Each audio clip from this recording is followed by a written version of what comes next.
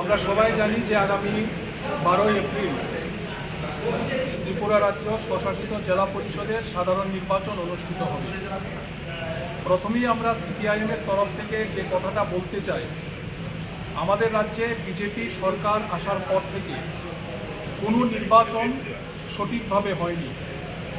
আমরা সবগুলো নির্বাচনে দেখেছি মানুষ তার গণতান্ত্রিক অধিকার প্রয়োগ করতে পারেনি, নির্বাচনকে প্রহসনে পরিণত করা হয়েছে। এইরকম একটি প্রেক্ষাপটে আগামী 12 এপ্রিল স্বশাসিত জেলা পরিষদের নির্বাচন অনুষ্ঠিত হচ্ছে। আমরা আশা করছি রাজ্যের নাগরিকরা যেন সুষ্ঠু এবং অবাধ নির্বাচনে অংশগ্রহণ করতে পারে, মানুষ যেন তার গণতান্ত্রিক অধিকার প্রয়োগ করতে পারে, এই ধরনের একটি ব্যবস্থা নির্বাচন কমিশন তৈরি করতে সক্ষম হবে।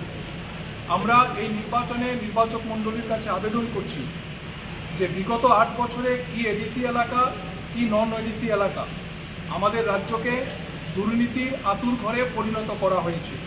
দুর্নীতিমুক্ত এডিসি করতে উপজাতি জনগণের অর্থনৈতিক এবং সামাজিক অবস্থার বিকাশের লক্ষ্যে এবং গণতন্ত্র পুনঃপ্রতিষ্ঠা করতে বিশেষ করে উপজাতি এলাকায় শিক্ষা ব্যবস্থা ভেঙে পড়েছে, স্বাস্থ্য পরিষেবা ভেঙে পড়েছে, যোগাযোগ ব্যবস্থা ভেঙে পড়েছে এবং উপজাতি যুবকরা কাজের অধিকার থেকে বঞ্চিত হচ্ছে।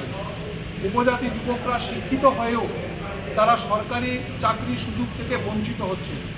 অন্যদিকে নেশার সাগরে ভাসিয়ে দেওয়া হচ্ছে উপজাতি যুবকদের একাংশকে।